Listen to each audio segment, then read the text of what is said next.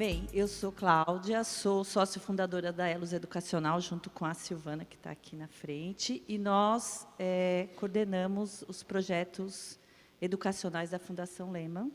E hoje eu vim aqui para conversar com vocês, para contar um pouco dessa experiência profissional minha e um pouco do trabalho que a gente já faz aí hoje, já fazendo as contas aí gerais, em torno de 5.500 educadores atendidos pelos projetos que a Elos Educacional trabalha em parceria com a Fundação Lehman.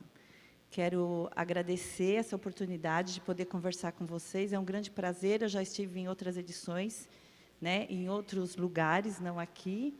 Conheço alguns de vocês já pelos projetos que a gente trabalha, né, em São Paulo. Então, é um grande prazer poder ter esses minutos compartilhados com vocês.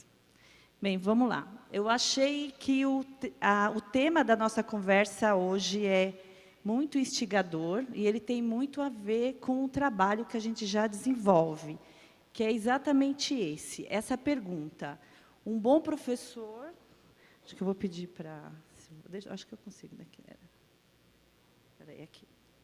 Um bom professor todos os dias em todas as salas de aula. Acho que essa é uma questão que vocês, no papel de secretaria de educação, desejam, almejam e trabalham para que isso aconteça, né? Então, eu imagino que todos façam um esforço para que isso aconteça todos os dias na escola. Todos nós, professores, gestores, equipes técnicas, temos essa questão. Esse eu acho que é o foco, e se não é, deveria ser o foco de todo mundo que está em educação. E a pergunta que vem depois é, qual é o papel dos gestores nesse desafio? Gestor pensando lá no diretor da escola, no coordenador pedagógico. Então, acho que essa pergunta ela é muito importante. Como eu fui diretora por muitos anos de escola pública, fui professora também por muito tempo, e depois eu ocupei o lugar da direção, e isso é uma questão muito relevante. Qual é o papel desse gestor, principalmente quando eu estava no cargo de direção, como fazer isso acontecer lá na ponta, né, nesse lugar? Porque, quando eu saí da sala de aula e fui para a direção, um pouco que a professora Bernadette acabou de falar aqui com vocês, a gente faz a nossa formação inicial e ela não nos prepara tão bem assim para ocupar esse lugar de gestor. E é lá no dia a dia, né, professora, que a gente vai aprendendo a ser um gestor. Isso não deveria ser o correto, mas é assim que acontece na maioria das vezes. E é essa questão que os nossos cursos sempre caminham, porque a gente trabalha com várias equipes gestoras das redes do Brasil inteiro. E eu diria que o papel, para responder isso, eu diria que o papel desse gestor é garantir a aprendizagem de todos os seus alunos. Eu acredito, nós, né, nossos princípios, e a Fundação também sempre trabalhou vários anos conversando com vocês sobre isso, é a importância de nós termos foco na aprendizagem dos alunos. Então, seria pensar o gestor, como que ele faria da escola dele um lugar onde que todos pensassem na aprendizagem dos alunos. Então, as ações da escola, as ações do gestor, as ações dos funcionários da comunidade escolar, focada nessa questão. Como terminar esse ano letivo com sucesso escolar?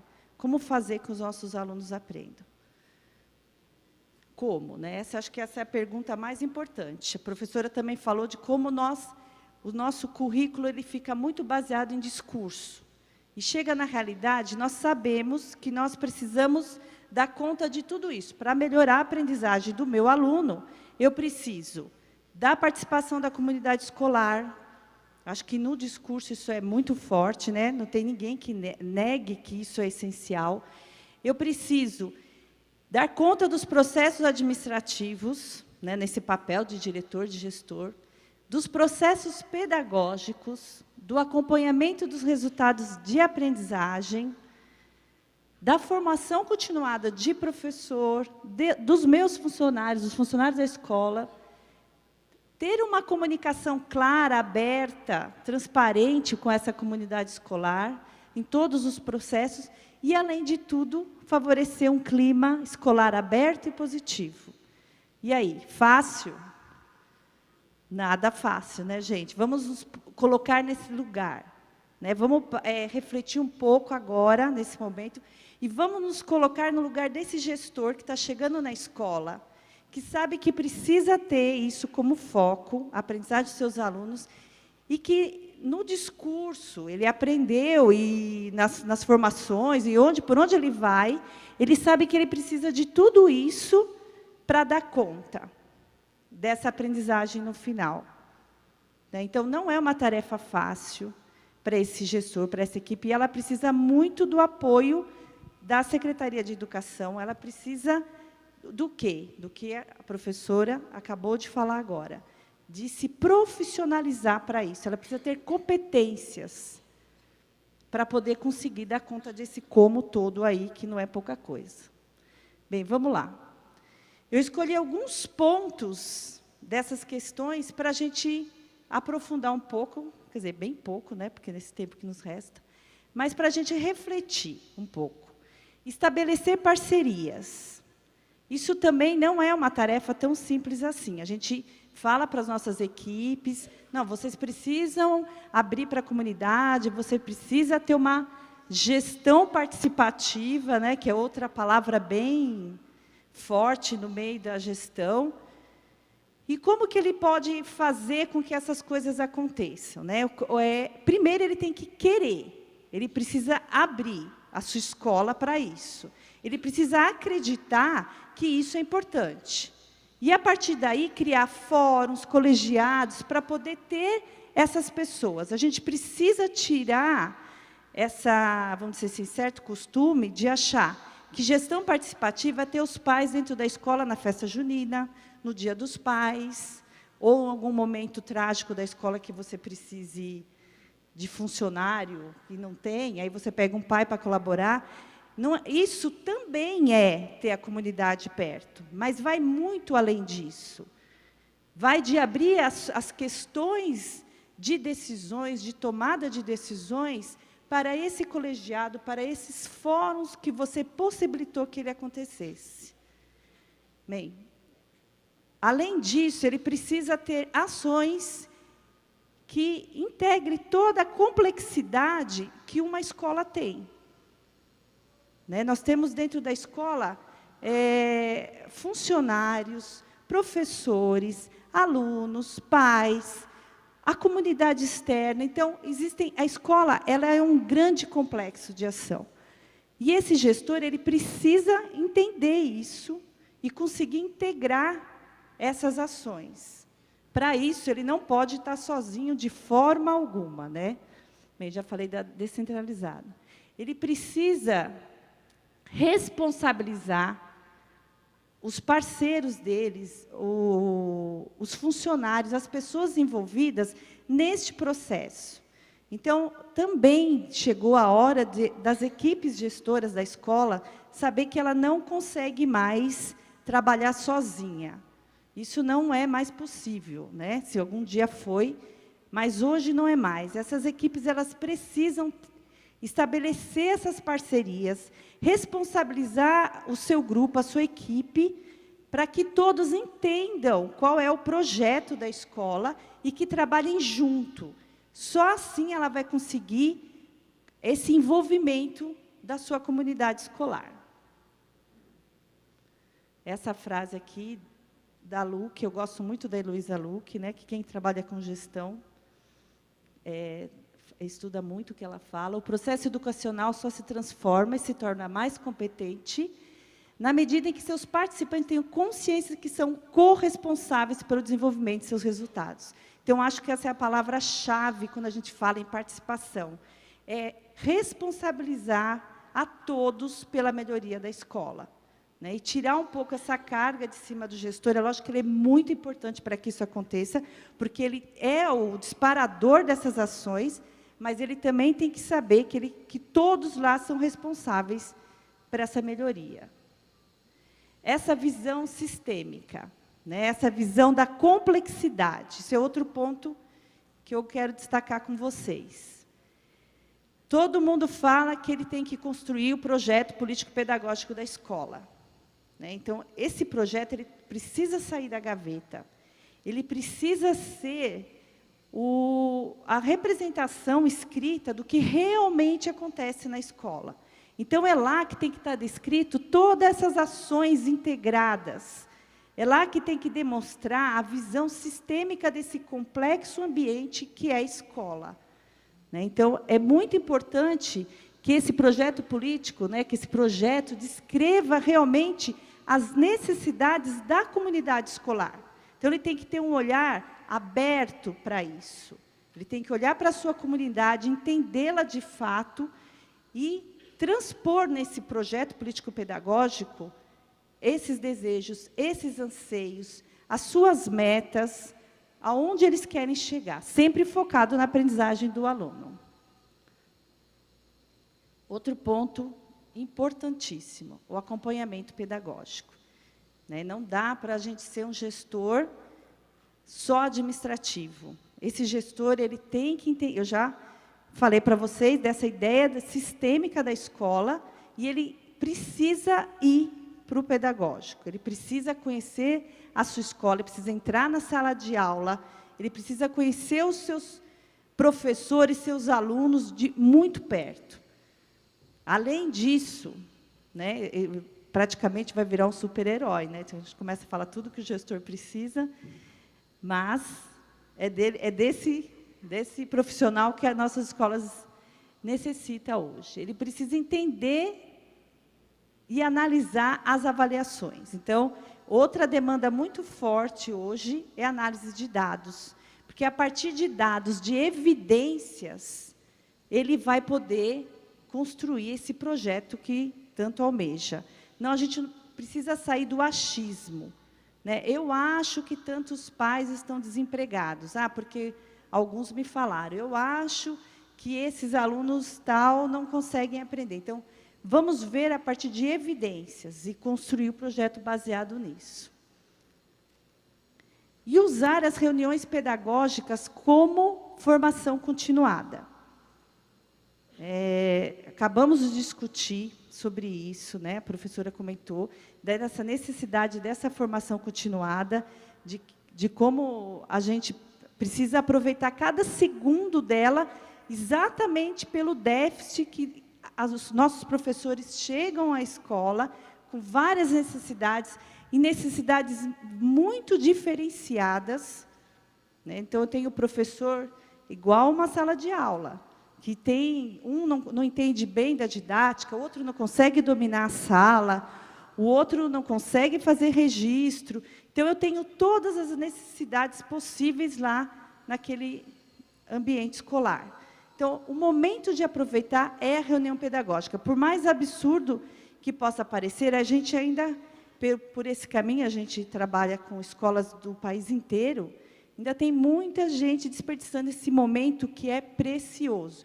É o momento de sentar e discutir, de refletir, de colocar os nossos professores juntos para socializarem, para buscar soluções para os seus problemas. Então, a gente não pode desperdiçar um segundo desse momento. E o que eu queria destacar para vocês aqui hoje é o uso da metodologia de observação de sala de aula, como uma metodologia de formação continuada. Então, agora nós chegamos no como. Como que eu posso estar muito próximo do meu professor? Como que eu posso entender as necessidades de cada sala de aula, de cada professor, se eu não estou lá junto com ele, se eu não consigo captar essas evidências que tragam isso para mim? A reunião pedagógica, sem dúvida, ela nos traz vários elementos para entender como essas necessidades desses professores. Mas a observação de sala de aula, ela é um instrumento de formação continuada muito poderosa. Ela provoca um impacto de mudança significativo, desde que a gente faça de forma a contribuir com a metodologia de trabalho do professor, o desenvolvimento da aula, Então, a gente sempre fala em encontros, nossas formações, a gente usa muito a metodologia de observação de sala de aula. E eu vou explicar um pouco como ela é, porque existem várias formas de eu entrar na sala de aula.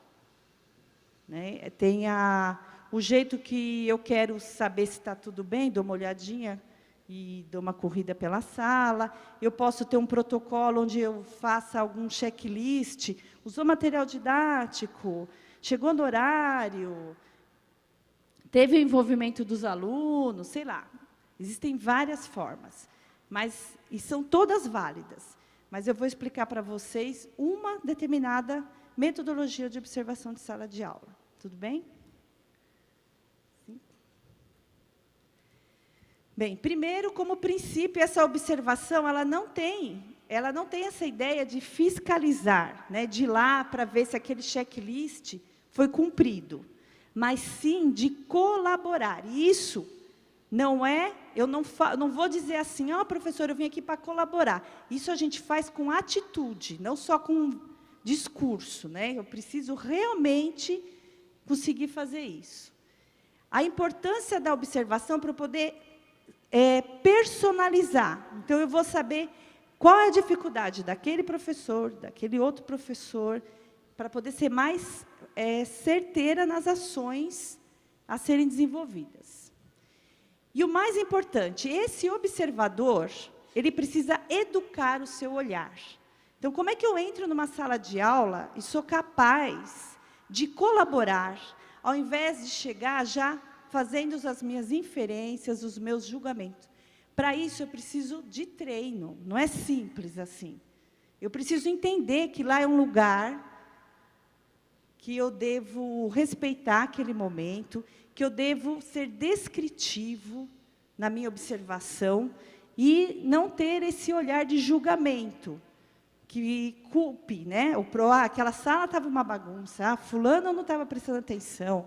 Aí, se eu chego desse jeito para o professor, eu já perdi esse professor, porque eu já cheguei dizendo as coisas que eu acho. Então, a gente sempre faz uma conversa para ser mais descritivo possível e tenha essa capacidade de tirar os seus conceitos e preconceitos e entrar na sala de aula, de fato, de maneira de olhar a realidade como ela é e, junto com o professor, após, no feedback, conseguir construir essa conversa que chegue a uma colaboração de fato. Essa frase de Freire, como é da Madalena, né? Observar não é invadir o espaço do outro, sem pauta, sem planejamento, sem devolução, e muito menos sem encontro marcado. Observar uma situação pedagógica é olhá-la, fitá-la, mirá-la, admirá-la, para ser iluminado por ela. Para isso, eu tenho que entrar com esse olhar, com o olhar de quem realmente vai segurar suas ansiedades, os seus conceitos já pré-estabelecidos e vai ver o que está acontecendo e depois propor a discussão. Como que a gente conversa, né, sobre essa metodologia? Como que eu faço isso, Cláudia? Como é que eu faço para chegar lá e conseguir não olhar tudo e já ver que o cartaz está errado, que tem um aluno pendurado na janela e aquilo vai me dar um nervoso? Então, como que eu faço isso? Primeiro, você combina com o professor um foco de observação. É o que a gente sempre conversa com eles. Tenha um foco pré-estabelecido. Estabelecendo esse foco, combinado com o seu observado, seu professor, você e ele vão estar seguros de que, naquele espaço, o que vai ser observado, o que vai ser analisado, é aquele foco. Depois disso, você vai ter, primeiro você vai combinar com esse professor que você vai entrar, então você não precisa ir de surpresa, porque a ideia não é pegadinha, a ideia é realmente que ele se prepare para que vocês discutiram sobre aquele foco e ele vá preparado para te receber e fazer o melhor que ele pode dentro do foco. E você vai ter um protocolo. Ele precisa estar seguro do que aquele papel que você está lá escrevendo, é aquele combinado que você teve, que você vai seguir aquela orientação. Imaginem vocês lá dando aula, chega alguém lá no fundo, começa a escrever, vai embora e não te fala mais nada. Se pense nesse lugar, como você também não ficaria ansioso e talvez não quisesse mais esse observador neste lugar, te vendo. E depois, importantíssimo, dar o feedback. Né? E sentar com esse professor e falar, olha, eu vi isso, isso e isso, e o que você acha? Como a gente poderia? Então, a gente trabalharia essas habilidades comunicativas para esse observador conseguir realmente colaborar, fazer uma formação colaborativa mesmo com esse professor. Por fim, esse gestor, né, para estar preparado para tudo isso, ele precisa criar essas habilidades e competências para liderança, gerenciamento de processos, resolução de conflitos, acompanhamento pedagógico e uso de dados em educação. Esses foram o que eu destaquei para vocês, que eu acredito que ele deva se aprofundar, já é muita coisa, né? Mas, para encerrar, porque eu já tenho uma plaquinha aqui me avisando, essa frase da Heloísa é uma coisa que eu acho muito forte, poderosa, e me fez refletir muito quando eu li pela primeira vez, que a ação do diretor escolar será tão limitada quanto limitada for sua concepção sobre educação, gestão escolar e seu papel profissional na liderança e organização da escola. Então, acho que fica essa frase para a gente refletir sobre a importância desse profissional para a gente alcançar o sucesso tão esperado por todos nós aqui nessa sala. Tá bom? Obrigada pela paciência de vocês.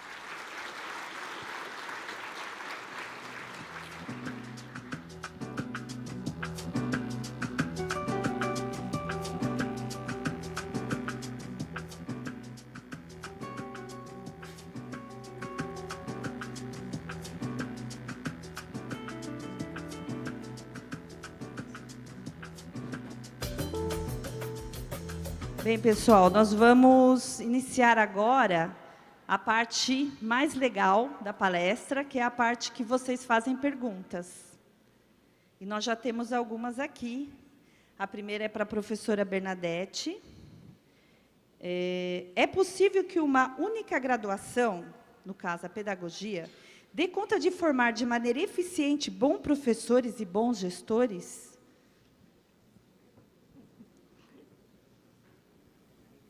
Oi. Bom, se o curso fosse de 4 anos e tivesse as 3.200 horas que a lei manda, realmente bem aproveitadas, nós poderíamos fazer uma formação inicial bem razoável. Acontece que, nos estudos que nós temos, esses cursos estão com seus horários muito reduzidos. Primeiro, vamos tirar o estágio das 3.200 horas, né, que são 300 horas, e que é mal feito, que é mal acompanhado, que é mal sinalizado, mal avaliado, mal monitorado, mal tudo.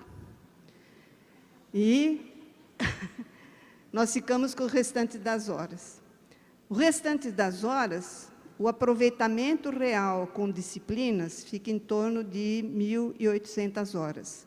As demais, elas são usadas para atividades culturais, seminários, atividades diversas, a gente não sabe o que é nisso daí. Eu vou falar uma palavra bem feia, uma vergonha o que nós estamos fazendo. Mas, quando eu considero que a maioria das formações de professores, curso de pedagogia, praticamente quase 80% é oferecido por instituições privadas, que não têm controle nenhum sobre o que elas estão fazendo pedagogicamente, realmente a gente fica numa situação de que que poderemos fazer por esse Brasil inteiro, que é imenso, com esse número de cursos imensos e enorme, quer dizer, e fazer o quê, né? Então, eu não sei, quer dizer, do jeito que nós estamos fazendo, não forma nada. Desculpe eu falar isso. E o esforço que esses alunos fazem para estar nessas faculdades, mesmo que apoiados pelo ProUni ou pelo FIES, não é muito grande, mas é como se ele fosse ao supermercado e comprasse um salame podre. É trágico, não é? Eu digo o seguinte, eu tenho participado sequencialmente de comissões e de conselhos, tanto no nível estadual como no nível federal. A grande responsabilidade por essa formação em nível superior é do federal, não é dos estaduais, e a legislação toda vem de lá. E nós vemos o seguinte, houve esforço na direção de mudar isso? Houve. A gente não pode dizer que o Ministério da Educação ficou parado, não é? Mas esse esforço, ele ainda não redundou em qualidade, ele redundou em quantidade. Então, nós aumentamos a oferta de cursos de diferentes maneiras. Então, o esforço do Ministério da Educação nesses últimos 8 anos foi de ampliar a oferta de licenciaturas nas universidades federais, não é? Houve uma ampliação grande, mas uma ampliação que não é suficiente para competir com essa formação que é dada nas instituições privadas, especialmente em curso noturno. Então, não dá para entender como é que alguém que faz curso noturno faz estágio no diurno, porque ele vai trabalhar com crianças de ensino fundamental, primeiros anos e pré-escola, e isso não existe à noite. Então, nós estamos perdidos, né? Quer dizer, a menos que haja um projeto nacional com articulações estaduais, especialmente dirigidos à formação de professor, nós não formamos. Não formamos bem, não formaremos. Estaremos sempre nesse diapasão. Agora, poderíamos formar? Poderíamos, né? Aí nós vamos esbarrar também numa outra coisa, não é? Na disputa que existe entre diferentes grupos e diferentes nichos de interesses que interferem nas legislações federais, seja no Conselho Estadual, no Conselho Nacional de Educação, seja no próprio Ministério. O que nós temos como diretrizes curriculares do curso de Pedagogia? Uma infelicidade. Né? Foi a última diretriz que se conseguiu fazer, quer dizer, as diretrizes começaram a ser elaboradas no ano 2000, mais ou menos, e a maioria dos cursos já tinha elaborado as suas diretrizes, e não fora o ministro da Educação, à época, exigir que o Conselho se pronunciasse sobre o curso de Pedagogia, não teria saído as diretrizes para o curso de Pedagogia, porque ninguém se entende para que serve o curso de Pedagogia. Historicamente, o curso de Pedagogia sempre foi muito problemático, porque ele foi criado para formar educadores, planejadores, gestores, e não para ser professores. E na história dele foram fazendo-se penduricalhos. Mas põe uma habilitação, magistério, aí volta a fazer uma formação geral. Vamos fazer uma formação específica. A história do curso de Pedagogia, do ponto de vista das normas, é muito complicada em nosso país. E as diretrizes vão consagrar o seguinte, que o eixo formativo na pedagogia é para formar professores de ensino fundamental, primeiros anos, e educação infantil. Porém, ao lado disso, é atribuído mais 16 funções. Mas como é que um curso pode ter 17 funções essenciais? Então, ou nós resolvemos essa questão, e enfrentamos isso, né, ou nós vamos continuar com essa dificuldade que os cursos de pedagogia têm de se ajustar às próprias diretrizes. E o MEC CESU poderia ter feito portarias que orientassem esses cursos. No entanto, isso não foi feito. Isso fica mais ou menos ao léu, ao sabor de cada instituição, como ela quer estruturar. Então, nas condições de hoje, nós não temos condições de formar na pedagogia, de maneira consistente, uma iniciação a uma profissão, né? Mas teríamos, né, se houvesse um pouco mais de ética nessas formações e não fosse só cursos que estão ao sabor do mercado, ou seja, para dar lucro. Desculpem eu falar tudo isso. Obrigada.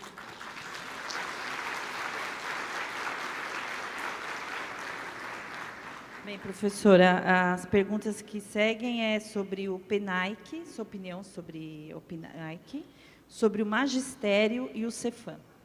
Se o magistério seria necessário repensar sobre sua volta.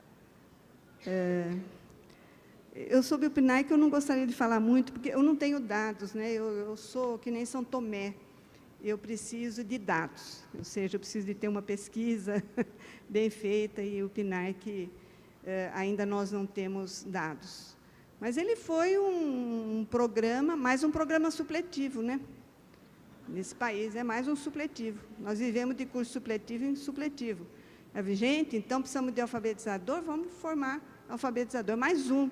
Ou seja, o PNAEC, na verdade, ele não é tão original assim. Ele articulou programas que já existiam no MEC para pôr sob a sigla do PNAEC, que é para formar alfabetizadores, gente. Então, e agora eu não sei se ele teve impacto, não teve, nós não temos dados. Temos que aguardar as próximas avaliações ou alguns estudos específicos que certamente serão desenvolvidos. Mas como nesse país também tudo descontinua, nós estamos aí sem saber como é que é o ministro, que ministro, então ninguém sabe se o PNAEC continua, não continua, está mais ou menos. Então, é difícil falar sobre ele, né? O Cefam, se a gente for olhar as pesquisas e o conhecimento que a gente tem dele, foi a melhor experiência que nós tivemos de formação de professores para o ensino dos primeiros anos da educação básica. Quer dizer, foi a experiência mais exitosa, né? E que teve a sua expansão cortada com o advindo, duro, hein? Com a vinda da nova Lei de Diretriz e Base, em 1996, que transferiu para o ensino superior a formação de professores. Essa transferência, ela deveria demorar 10 anos, até podendo ser prorrogada. No entanto, os gestores se livraram da escola normal e do Cefams. Entende? Foram fechando, arbitrariamente. Tem que ser no ensino superior. Menos custo para eles, desculpa eu falar isto, ninguém pensou na criança. Aqui no estado de São Paulo até que demorou, né? O Cefam demorou para fechar. Mas teve estado como Alagoas, em que, no dia seguinte da promulgação da Lei de Diretrizes e Bases, o governador fechou todas as escolas normais. E disse, agora é tudo no ensino superior. Ou seja, menos despesa para ele, né? Então, eu aprendi a olhar onde está o dinheiro e o que se faz com o dinheiro, isso aí, por causa das minhas atuações aí em conselho. Então, foi isso. E foi feita essa transferência de uma maneira um tanto arbitrária. Aqui no estado de São Paulo, foi publicado nos jornais que continuava o ensino médio, que a lei permitia, que os diplomas eram válidos, porque as instituições privadas estavam fazendo uma propaganda de que, se agora você não fizer curso superior, você vai perder o seu cargo, que era uma mentira. É uma sociedade muito complexa, muito difícil da gente lidar. Mas o Cefam foi a melhor experiência. Se nós tivéssemos que recuperar alguma coisa, mesmo em nível superior, não é? Se os cursos de pedagogia, ou escola normal superior, o que for, recuperarem a formação do professor, como ela é oferecida nos Cefams, acho que a gente teria um êxito muito maior e não precisaria de supletivos por aí. Então, é isso. Agora, o que está acontecendo? Houve uma mudança, e agora eu não sei a data, se foi 2009, 2010, diante das colocações de secretários estaduais e municipais de educação, o ministro da Educação propôs uma alteração na LDB, de tal maneira que se tirou aquela condição de passagem de formação dos professores totalmente para o ensino superior, esses professores da educação básica dos primeiros anos. Então, se tirou aquele dispositivo, ficando admitida a formação no ensino médio, ponto, sem temporalidade. Por quê? Porque em regiões como Amazonas, Mato Grosso, Tocantins, quer dizer, você não tem nem gente saindo do ensino médio, como é que você queria ter professores no ensino superior? Nesse país, nós, assim, legislamos para um país que não é o nosso. Eles vão para uma elite que fica gritando, gritando, gritando, mas ninguém olha o que é realmente o país, tá certo? Então, não havia condição de você ter formados em nível superior para poder suprir os cargos na educação básica. Então, o Ministério propôs essa mudança, e então hoje está vigente que você pode ter as escolas normais em nível médio, né? Então, vou dar alguns dados. Por exemplo, no estado do Rio de Janeiro, já há 192 escolas normais funcionando. No estado de Minas, tem 262. No estado do Paraná, tem 193, e vai por aí. Pernambuco tem 200 e pouco. Ou seja, os estados estão outra vez montando as escolas normais de ensino médio para dar conta dos primeiros anos do ensino fundamental, né? Mas não todos. A ideia é que depois esse professor faça um curso superior, se aperfeiçoe e tudo mais. Mas, diante dos resultados da formação em pedagogia, e isso foi dito em reuniões do Ministério, da qual eu participei, quer dizer, realmente há um desespero do gestor, que está com a mão lá na massa e que não tem um professor. Vocês imaginam o seguinte: hoje dados de 2013, 48% dos jovens de 15 a 17 anos não estão no ensino médio no Brasil. Isso quer dizer que quem vai para o ensino superior, que os que terminam o ensino médio, que fazem o ensino médio, eles nem todos vão para o ensino superior, muitos vão para o técnico, muitos já estão trabalhando. Quem vai para o ensino superior, em termos da nossa população, ainda é uma minoria. Nós não temos, assim, uma geração preparada para ir para o ensino superior tão grande quanto se fala, né? Precisaria ser maior. Vocês viram que não se conclui o ensino fundamental. 20% não concluem o ensino fundamental, né? Desses 80% que concluem o ensino fundamental e vão para o ensino médio, praticamente 50% não estão no ensino médio ou não concluíram o ensino médio. Então, realmente, há lugares em que se precisa formar o professor no nível médio para dar conta desse início e formar melhor, né? E nós precisaríamos de projetos que estimulassem esse aluno e as instituições a oferecerem um curso mais denso, mais bem estruturado, e que o aluno tivesse bolsa para fazer esse curso no diurno, não é? E nós gastamos dinheiro com tanta bobagem, nós roubamos tanto dinheiro, haveria dinheiro para você financiar bons projetos, né, nesse sentido. Então, é isso. Bem, sobre as universidades, a pergunta é: as universidades estão dispostas a trabalhar para mudar esse currículo de formação inicial? Temos dificuldade para trazê-los ao debate para a construção dos planos municipais de educação, pois nos passam a impressão que estão isolados dos demais atores da educação. De fato, há um afastamento, sim, eu estou falando de universidades, né?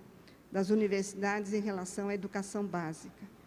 Mas há por outro lado, há um movimento, sim, de aproximação. Eu não vejo esse movimento nas universidades privadas, eu vejo esse movimento nas universidades públicas.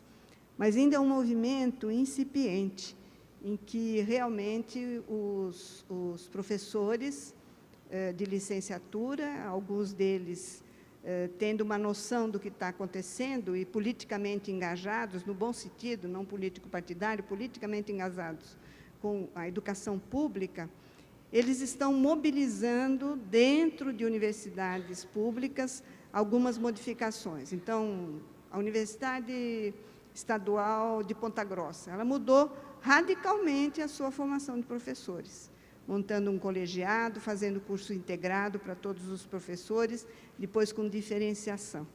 Não é? Nós temos nas universidades federais algumas iniciativas, né? Agora, quanto maior a universidade e mais famosa ela é por sua projeção em pesquisa, menos ela se preocupa com a formação de professores. Isso é um dado que realmente assusta, porque essas universidades poderiam liderar projetos de formação de professores um pouco mais consistentes. Mas nós temos aí uma cultura que está ancorada no século XIX,